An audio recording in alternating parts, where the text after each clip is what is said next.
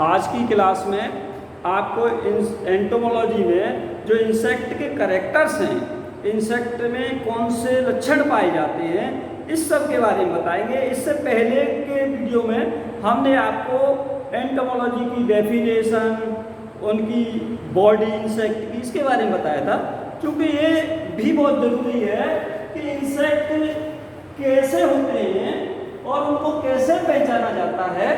तो ये सब आज के वीडियो के माध्यम से हम आपको समझाने की कोशिश करते हैं। इंसेक्टों के बारे में क्या है कि ये जो है, जो उत्पत्ति है सभी जीवों की, तो सबसे पहले इंसेक्ट उत्पन्न हुए और इनको 1000 लाखों साल नहीं बल्कि करोड़ों वर्ष हो चुके हैं इनके जीवन को उत्पन्न हुए इंसेक्ट के। तो अभी यदि मानव की बात करें तो इसकी उत्पत्ति के बारे में बताया जाता है कि इनको लाखों वर्ष हुए, ओनली 10 लाख के लगभग, और इससे 50 करोड़ वर्ष हो गए हैं इंसेक्ट को। तो इसी से हम अनुमान लगा सकते हैं कि जिस जीव को करोड़ों वर्ष हो गए उत्पन्न हुए, तो वो उस भूमि को, उस जमीन को जहाँ वो रह रहा है उसको समझ जाता है, जैसे वातावरण में रह रहा है उसको समझ जाता है। पहाड़ों पर भी हो रहा है, निचले जमीन में भी हो रहा है, जल में, थल में, सब में रहा है। तो अब उस इंसेक्ट की बॉडी काफ़ी डेवलप हो चुकी है कि वो हर तरह का वातावरण सहन कर करके जीवित है। तो इसी वजह से इंसेक्ट का हम देखते हैं कि आज भी इंसेक्ट, जैसे हमारे यहाँ मौसम चेंज होते रहते हैं, गर्मी है, बरसात है, सर्दी है, और हर मौसम में वो मिल जाते हैं, बस उसमें कम ज़्यादा होते रहते हैं। अभी मई जून में थोड़े कम हो जाएंगे, बरसात का सीजन आ जाएगा, बढ़ जाएंगे, फिर थोड़ा टेम्परेचर अक्टूबर में थोड़ा सा नॉर्मल होता है टेम्परेचर, और उसके बाद में जब दिसंबर जनवरी में फिर कम हो जाते हैं, फिर बढ़ जाते हैं मार्च अप्रैल में। तो इंसेक्ट क्या करते हैं कि अपने को सुइटेबल टेम्परेचर पे तो ज़्यादा डेवलप कर लेते हैं, और यदि ज़्यादा सर्दी है तो वो कहीं न कहीं छुप जाते हैं, कुछ मर जाते हैं, कुछ बिलों में इनमें घुस जाते हैं, छुप जाते हैं। बरसात से भी बचने के लिए कोई न कोई उपाय करते हैं कि हमें कहाँ छुपना है, गर्मियों से भी अपना उपाय ढूंढ लेते हैं। तो इस तरह से वो अपना बचाव करते रहते हैं, मोस्टली मरते हैं लेकिन टोटल ख़त्म नहीं होते हैं। तो इस तरह से इंसेक्ट जल, थल, वायु हर वातावरण में रह लेते हैं। दूसरा ये है कि जैसे हम लोगों की पहचान, हमारा एक परिवार होता है प्राणियों का, जिससे उसकी एक पहचान होती है, किस परिवार से आता है, क्या है, व्यक्ति कहाँ का रहने वाला है, किस जगह पे रहता है। तो इंसेक्टों में भी एक इनका समुदाय है आर्थ्रोपोडा। आर्थ्रोपोडा इनके एक समुदाय है, इसके अंतर्गत एक जीव आता है, और प्राणी का जो विकास है, आर्थ्रोपोडा का स्थान प्राणी विकास में एनिमेटा के बाद आता है। और दूसरी बात, जो आर्थ्रोपोडा है, आर्थ्रोपोडा, इसका मीन्स क्या है कि आर्थ्रो मीन्स सेगमेंटेड, खंडित, और पोडा मीन्स लेग। तो इसका जो शरीर है वो खंडित होता है, मतलब कई भागों में विभाजित होता है इंसेक्ट का। जैसे हेड, थोरैक्स, एब्डोमेन, 3 भागों में बटा हुआ है। खंडित शरीर होगा, ये इसकी मेन पहचान है, और चाहे जिस तरह के वातावरण में रहेगा, ये इसकी पहचान है, जल, थल, वायु में। और इसके अंदर जैसे क्या पाया जाएगा कि जो है इनका विकास जो क्रम है, शिशु अवस्था है, एक से लेके कई होती हैं, जैसे इनमें एग, लार्वा, प्यूपा, एडल्ट, इस तरह से कई अवस्थाएं पाई जाती हैं। और क्या है, इनके जो शरीर है, इनकी बॉडी पिछले वीडियो के माध्यम से बताया था हमने, प्रोटीन और काइटिन की बनी होती है। तो मजबूत परत होती है, तो इस वजह से इनका शरीर मजबूत होता है, इनका nervous system, digest system develop होता है ना। तो और क्या विशेषता है, इनकी लेग्स सेगमेंटेड होती हैं, 3 पेयर लेग्स पाई जाती हैं और 2 पेयर विंग्स पाई जाती हैं।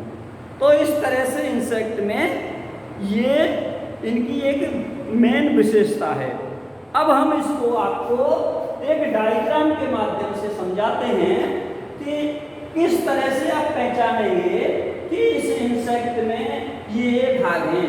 क्योंकि एंटोमोलॉजी में शुरुआत में इन सब चीज़ों को आपको समझ करके कोई दिक्कत नहीं आएगी, उसकी बॉडी को पहचान सके आप, उसमें कौन कौन से भाग पाए जाते हैं और स्टडी क्या करनी है, आपको क्या क्या पढ़ना है, वो सब इसी में आ जाएगा। तो डायग्राम के माध्यम से हम अभी समझाते हैं आपको कि हेड कहाँ है, थोरैक्स कहाँ है, एब्डोमेन कहाँ है।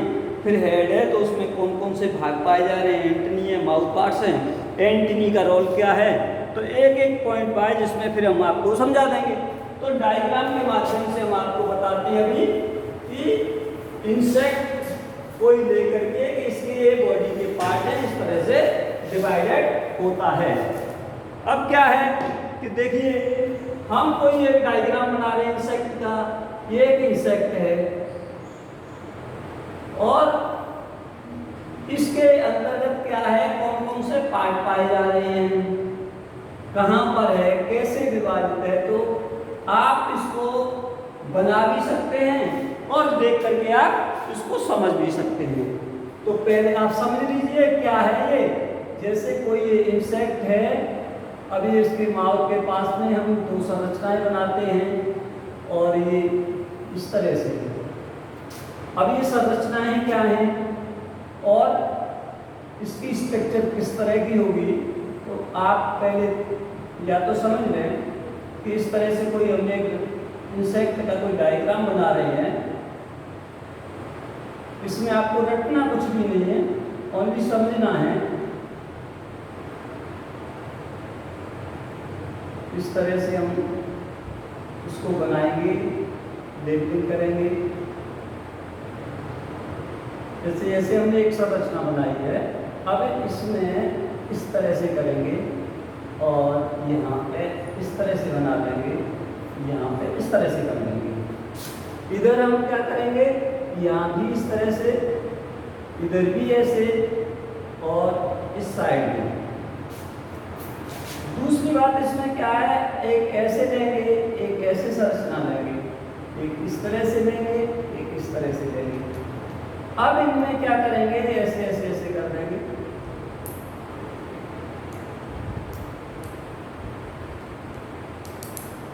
अभी हम समझाएंगे, आपको बताएंगे कि ये है क्या चीज़, और आप उसके माध्यम से भी देख रहे हो तो आपको ऐसा लग रहा होगा कि कुछ लेग्स जैसी हैं। इंसेक्ट की इस तरह की लेग होती हैं, जो भी हम इसको बना रहे हैं डायग्राम को, ये लेग के बना रहे हैं। इनमें अभी बताया था आपको 3 पेयर लेग्स पाई जाती हैं, तो ये 6 इनकी लेग्स हैं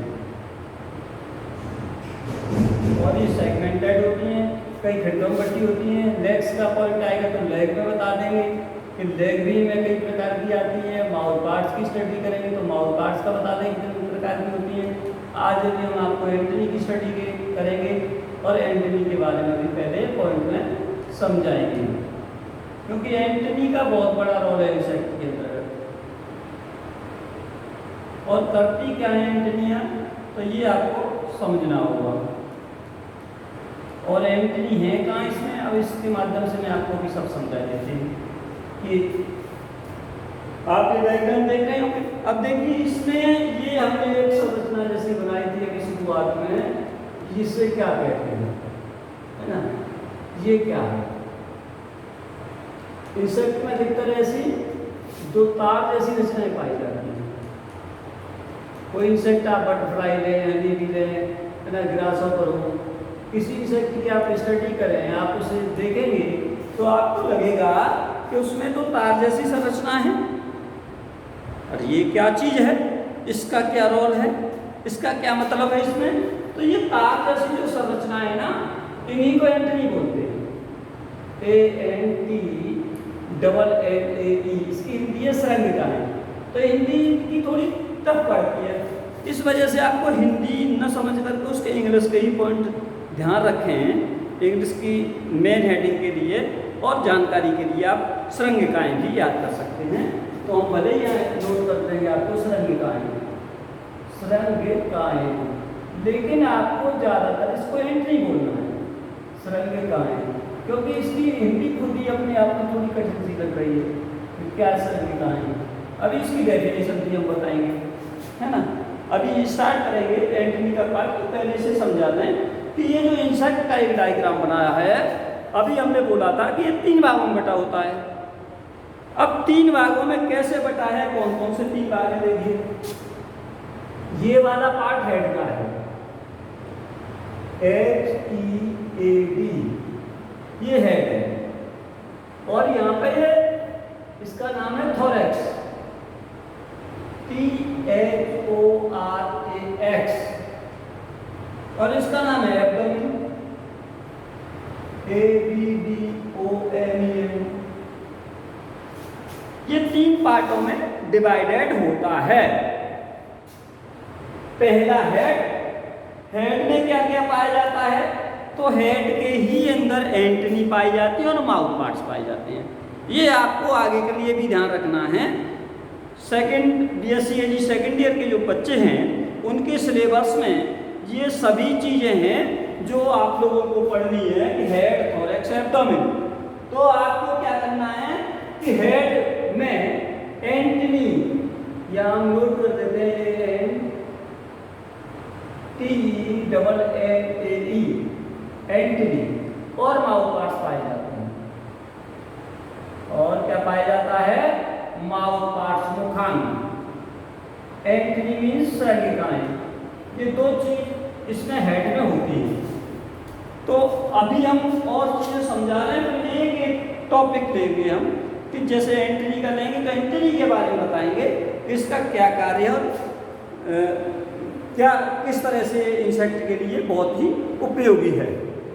अब देखिए थोरैक्स, इस थोरैक्स में क्या स्टडी करते हैं, इसमें लेग्स एंड विंग्स की स्टडी करते हैं। लेग्स एंड विंग्स, तो इसमें इन पॉइंट ऑफ व्यू सबको इंग्लिश में ही आपको ध्यान रखना है। लेग को टांगे न बोल करके लेग बोलना है, विंग को पंख न बोल करके विंग बोलना है, ठीक है। एब्डोमेन, एब्डोमेन वाले में एब्डोमेन बोलेंगे, इसकी स्टडी करेंगे रिप्रोडक्टिव सिस्टम की।